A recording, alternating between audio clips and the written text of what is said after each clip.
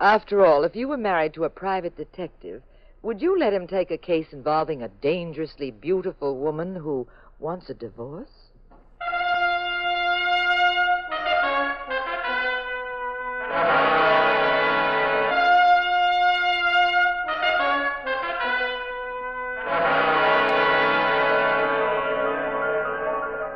The National Broadcasting Company presents The Adventures of the Abbotts, starring Claudia Morgan and Mandell Cramer as Pat and Jean Abbott, those popular characters of detective fiction created by Francis Crane. NBC invites you to join Pat and Jean each week at this time for an exciting recorded adventure in romance and crime. Now here is Claudia Morgan as Jean Abbott to set the stage for tonight's puzzle in murder.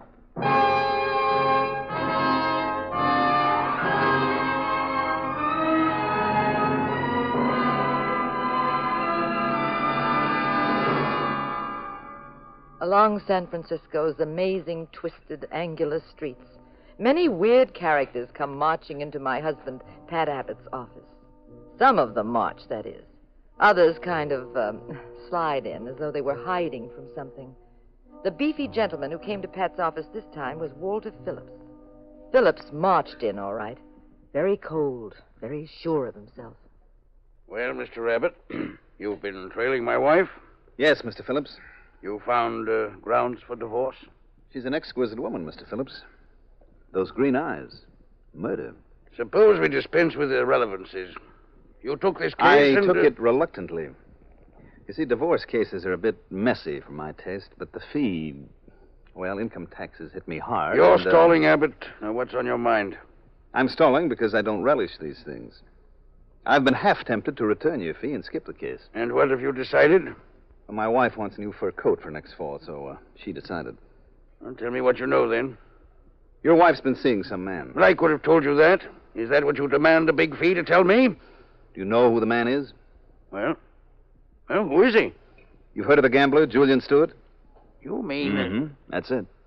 You're not only lazy and insolent and reluctant to take the case, you're lying. I have all the details right here. The times, dates, addresses, nightclubs, theater tickets. You want to see the file? Yes. It is. The little romance has been going on for about 3 months. Well, I find it difficult to believe. Perhaps. Now, last week, your wife... My wife went to Los Angeles to see her mother last week. That's very touching. You want to know the facts? Take a look at this. Well, where did you get this picture? That was taken last Saturday at the Santa Anita racetrack. Well, it's Rita, all right. And the man with her? I've done you an injustice, Mr. Abbott. It is Julian Stewart. You satisfied now? Perfectly. Good. Now, if you'll sign a complaint, I'll arrange for an attorney to have her served within the next few hours. You're being a bit hasty, Mr. Abbott. I'm afraid I shall have to ask you to desist. I don't understand. You came to my office recently in a state of rage. You were incredibly upset. You hired me to get evidence. When I married Rita, I vowed to love and to cherish her till death do us part. I'm afraid you'll have a long wait, Mr. Phillips. Unless somebody hurries up her death. Yes. Unless that happens, Mr. Abbott. Mr. Phillips, if you've the remotest notion of revenge, of doing away with your wife, I would warn you now to dismiss it from your mind. Even if the notion is just that and no more, get rid of it. You're a well-known, very successful, intelligent man, full of self-confidence. You'd probably think you could get away with it. That kind of self-confidence will destroy you. Perhaps, Mr. Abbott, perhaps. Good day, sir. You'll hear from me. Good day, Mr. Phillips.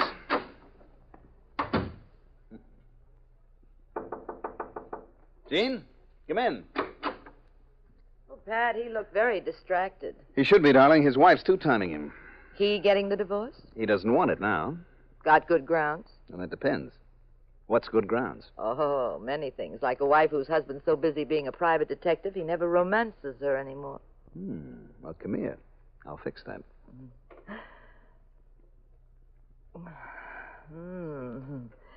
I like San Francisco better than Reno anyway.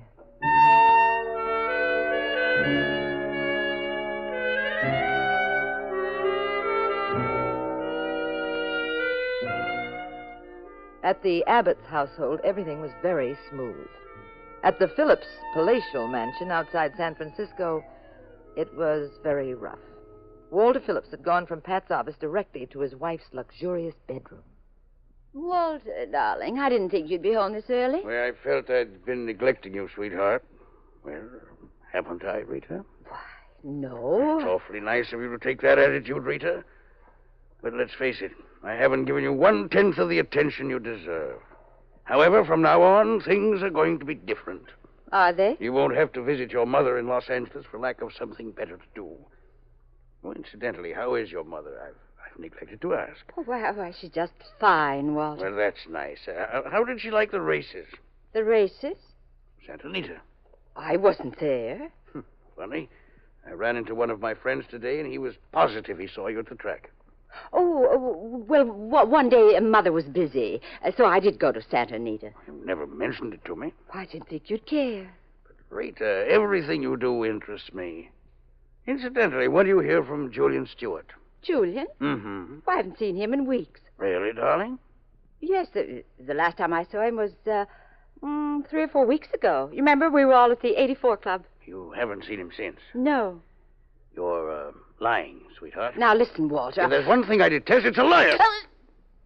I'm sorry. I hope I didn't hurt you. My nerves, I'm rather tense and anxious these days. Get out of this room, Walter. But I said I was sorry. I must have lost my head. As you know, Rita, if you're not careful, you may lose yours, darling.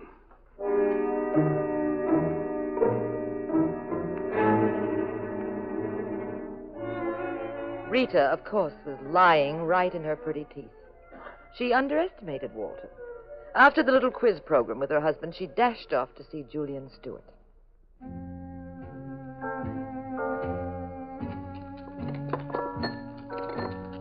It was an out-of-the-way place, and Julian Stewart had purposely selected a dark corner. What happened, Rita? Julian, it's awful. Oh, don't spoil those gorgeous eyes with tears, Rita. I said, what happened? What happened, Rita? My arm, you're hitting me. It isn't the first time you were hurt today, is it? I don't know what you're talking about. Why are you wearing that veil over your face? No, don't, Julian. Ah, quite a shiner. Who did it? Answer me. Walter. Why? He knows about us. Who told him? I don't know. Julian, I'm going to get a divorce. Don't be ridiculous. But you said... I said a lot of things. The fact remains your husband's a very rich man. If you divorce him, where do you think you'd wind up? We'll get by. Oh, you don't know me very well, do you, baby? I don't want to just get by. There's no fun in that. But what can we do? Suppose Walter was to have an accident. You're not serious. Now listen to me, honey. You don't have to starve the rest of your life. Not when you can have everything in the world, all for your very own. I don't want to hear any more about it. You shouldn't divorce him. You'd be a sap. But he's very much in the way, isn't he? And if he dies, under what looks like very legitimate circumstances, you collect, no? You're crazy. Am I? Think a minute. I'm telling you, Rita, it's a snap. Nobody'd suspect a thing. Now listen. Walter keeps a lot of heavy cash in the house, doesn't he? Yes. Then what could be more natural than for a burglar to pay him a visit? Julian, please. Now, look. Julian, Then they won't work for 3 or 4 hours, but once he falls asleep, he's good for the night. And as soon as he goes off, you start tearing the house apart. When you finish... Yes? Use this. No. All you have to do is pull the trigger once, your troubles are over then. It's stupid. We'll be caught. We'll hang for it. We won't enjoy one more sane and happy and normal minute together. But he won't even know what hit him. I positively won't do it. Okay, baby. If that's how you feel. Where are you going? I'm leaving. Obviously, I don't mean anything to you. That isn't true, Julian. I'd do anything in the world for you. Then prove it. All right. Give me the gun.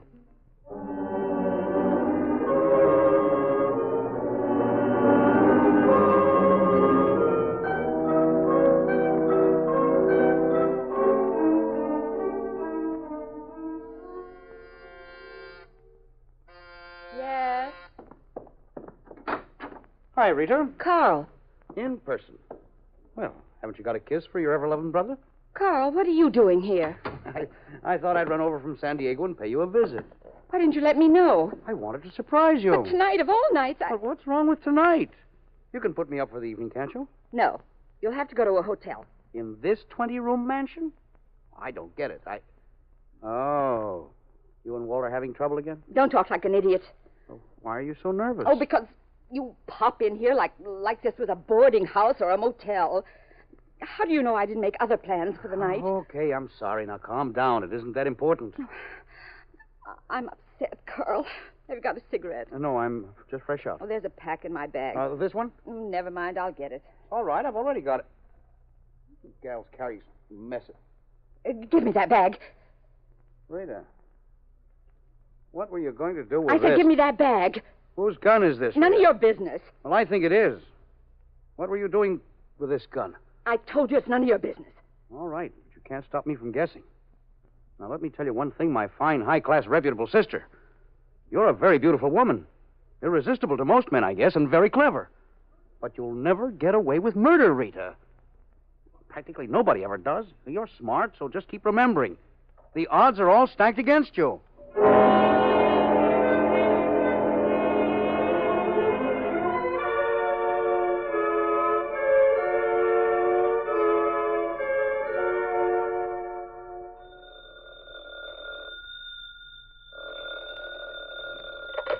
Hello. Julian, this is Rita. What's up, honey? We can't do it tonight. Why not? My brother, Carl, came to town. He knows everything. What? I couldn't help it. I forgot myself for a moment. He found the gun, Julian. So what? I've got another. Now, look, Rita. You made up your mind. It's tonight or never. But with Carl in the house, it isn't safe. Oh, forget it. Go to sleep. When you wake up, it'll be all over. What are you going to do? Never mind what I'm going to do. Forget it. Don't worry about it. What you don't know will never hurt you. Just leave it to Julian.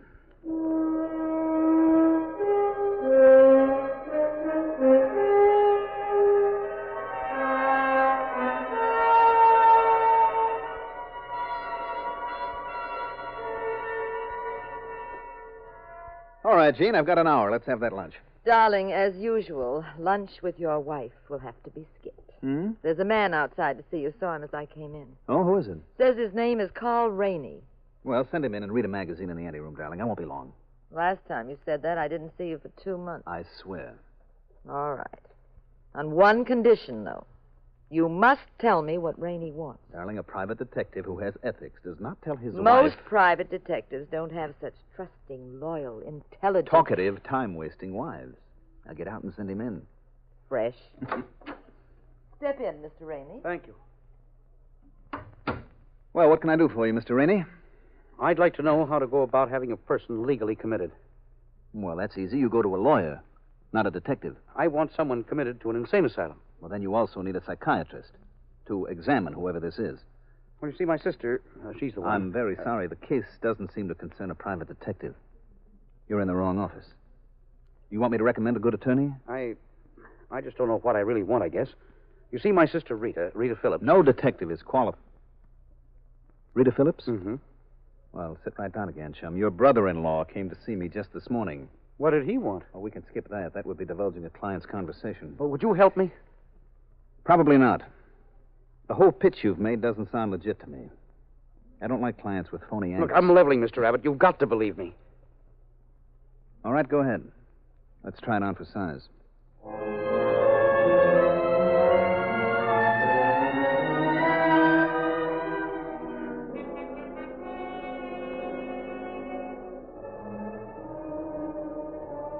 I missed lunch with Pat, of course. He went breezing out with Carl Rainey, and I dined alone. Pat was obviously getting deeper into a case he had little relish for. Maybe dangerously deep.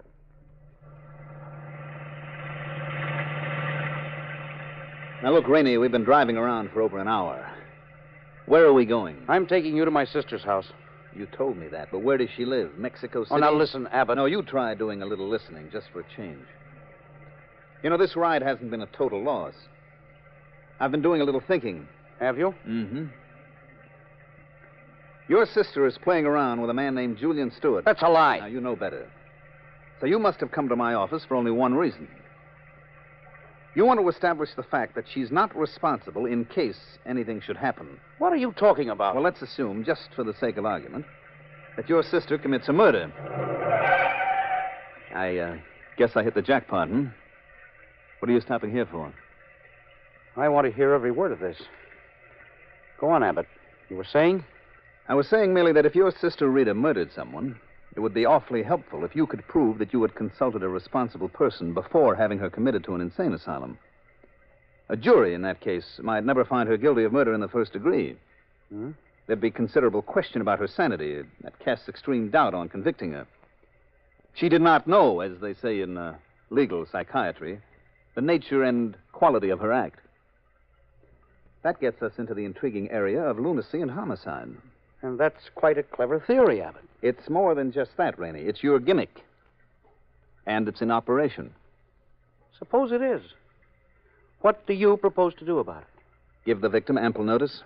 I thought I understood an ethical private detective's dealings with his clients are confidential. Not in this case. You don't sit idly by and watch a man get killed. Suppose you were a psychiatrist. A man comes to you and swears he's going to commit murder. Very convincingly. You going to keep quiet about it? I hardly think so. You'd warn the victim. There's a point where ethics becomes impractical, no? Just a second. Stay in the car. Where do you think you're going? Put away that gun, Rainey. That won't stop me. I said, where are you going? I'm going to call your brother-in-law, Mr. Walter Phillips, out of common, ordinary decency, and tell him that somebody's planning to kill him. Okay. So the gun won't work. Maybe something else will. It usually does. How about 1,000, Abbott? Are you kidding? 3,000, cash. We'll go to my apartment. Get it now. I'm not for sale, chum. You tried the wrong gambit again. You're a tough customer. I'm afraid nothing will help me except maybe... pleasant dreams, Mr. Abbott.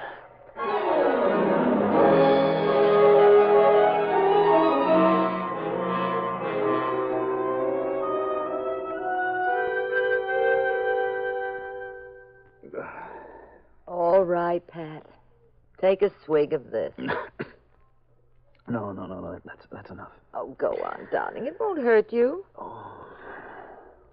Where am I, Jean? On a cot, dear. In the police station. Police? How'd I get here? Prowl car picked you up in the park around 2 this morning. Oh. My head. Yes, your head's right.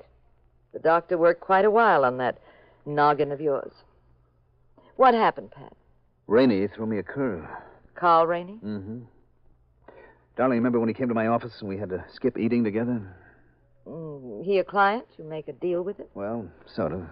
Well, you better get a new lead on this case. Why? He stayed at his sister's house last night. A burglar walked in and... Yes? What'd the burglar do?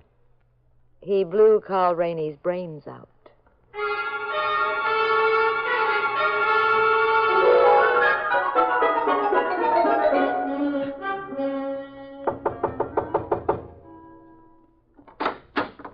Well? Are you Julian Stewart? Who wants to know? I do. Who are you? I'm a private detective. The name's Pat Abbott. I don't remember inviting you over. Well, I have an irritating habit of showing up without an invitation. Never mind the gags, Abbott. Please, you'll have to be gentle with me. My head hurts. What's in your mind, Abbott? A man named Carl Rainey retained me to have his sister Rita Phillips committed to an insane asylum. He what? You heard me. He was afraid she'd commit murder. He's a screwball kid. He was just fooling. If he was, pal, the joke's on him. He was just murdered. Why did you come here? Well, it occurred to me that the killer might have mistaken him for Rita's husband, Walter Phillips. They were both approximately the same size, and Rainey was killed at his brother-in-law's house. What does Phillips say? I haven't had a chance to talk to him as yet. First, though, I want to know why you were gunning for him. Look, friend, why don't you be as smart as you like people to think you are? Why don't you keep your nose clean? Shut up and go back to your 2-bit office and find some lost dogs and pocketbooks. I like this much better. Well, you won't like it much here if you stick around. Now get out. Okay, Mr. Stewart. I may be back, though. Gee, I don't know if I can wait. You try gags, too, don't you? And next time, give me a little notice. You look like such good company, I might want you to meet some of my friends.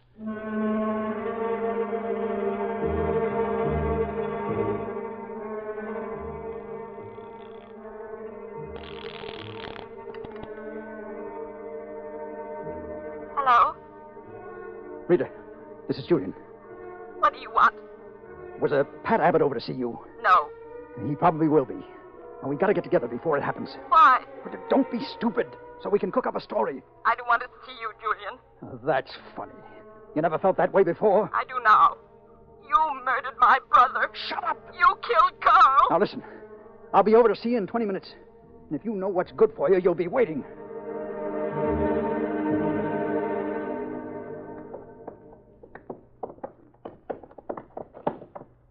Pat, what are you going to see Mrs. Phillips for? The police have already talked to her. My hunch, Jean, is that she knows more about this murder than she's let on. Rainey's death was probably an accident. The intended victim was Walter Phillips. You think this is another Snyder Gray case? Your guess is as good as mine. Are the police protecting Phillips? He's on his way to Chicago to attend a director's meeting. Took the train at 4:30. Well, how do you know? Got it from his secretary. And if that's not enough, I also talked to the red cap who put him on the train. Is this the house? Mm-hmm.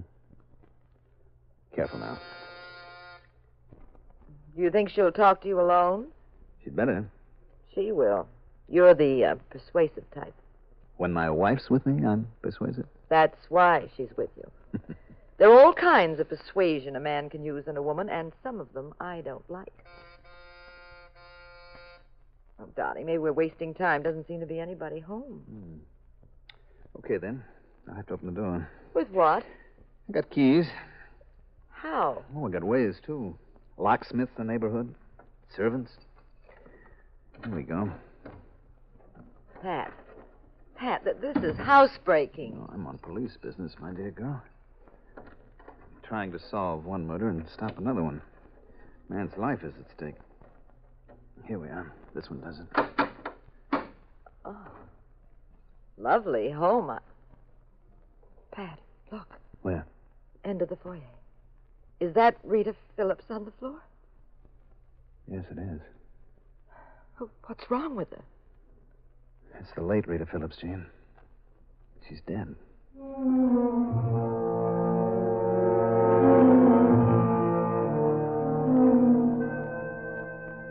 Did you call the police? Yes, they're coming right over. I want a closer look at Rita. Mm-hmm. She was obviously beaten to death. The killer's weapon smashed that watch she had on, you see? Yes, it stopped at exactly 4:30. We're in this deep, sweetheart. I wish somebody else had found this body. Why? Because we're not impartial witnesses anymore. We're mixed up in it, but good. Pat, where are you The going? prowl car will be here in a second. You wait out front for them and tell them what happened. I'm going over to see Julian Stewart. There might never be a better time.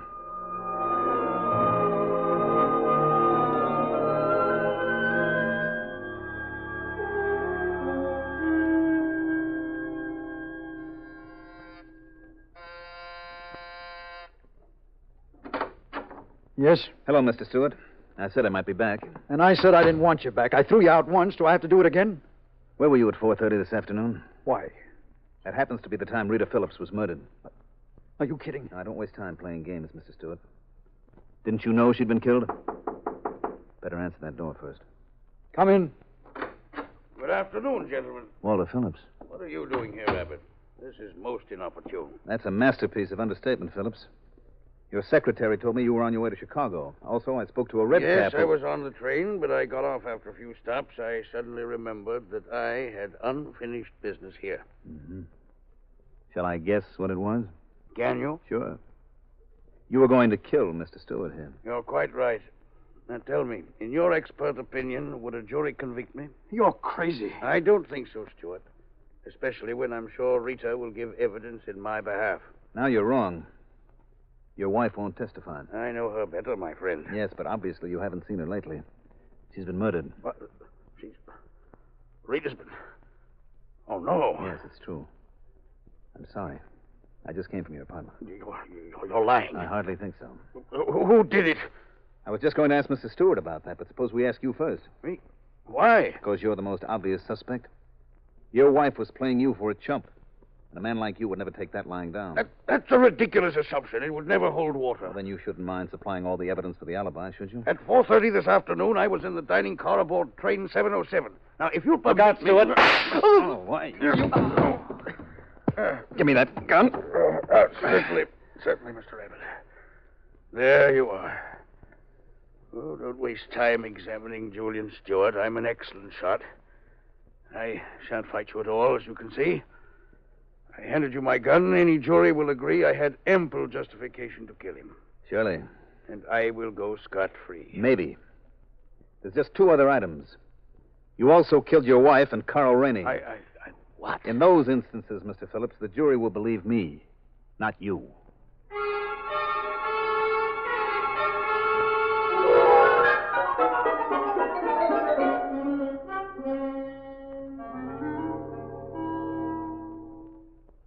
Okay, Pat, start bragging. I never brag, darling. Imagine after all I did for Walter Phillips, he goes on a maniac murder hunt. Well, tell me why he killed Carl Rainey. Well, that's easy. That was to frame Julian Stewart. You see, Rainey and Phillips were about the same size. When Rainey was murdered, it looked like an attempt by Stewart that had boomeranged. Only the police couldn't make it stick. So, being a man with purpose, Phillips then went on to murder number 2.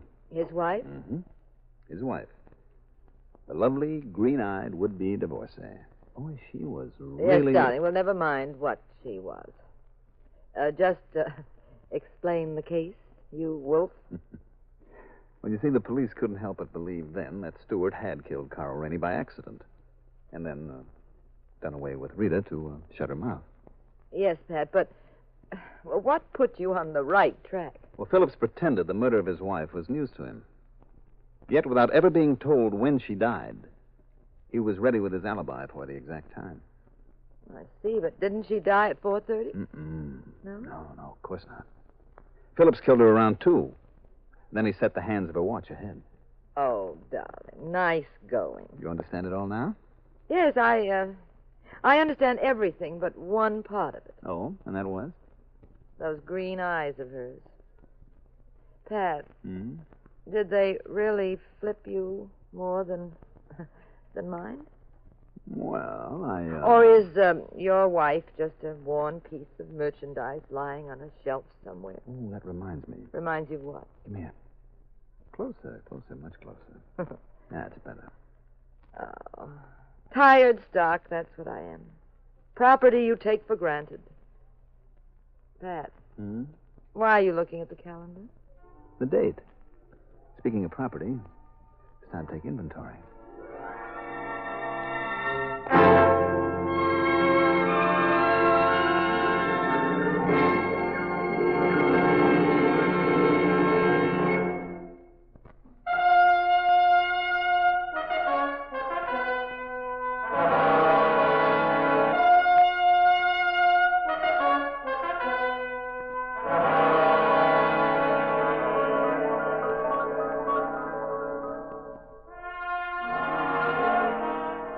The National Broadcasting Company has presented The Adventures of the Abbotts, starring Claudia Morgan and Mandell Cramer as those popular personalities of detective fiction, Pat and Jean Abbott, created by Francis Crane.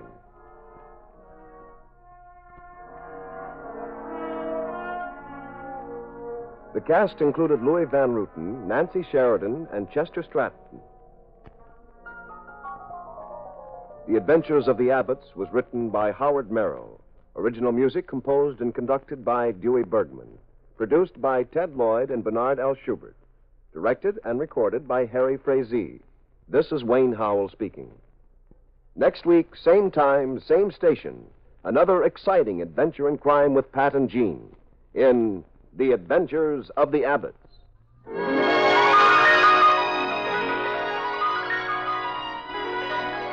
Adventures of the Abbotts has come to you through the worldwide facilities of the United States Armed Forces Radio and Television Service.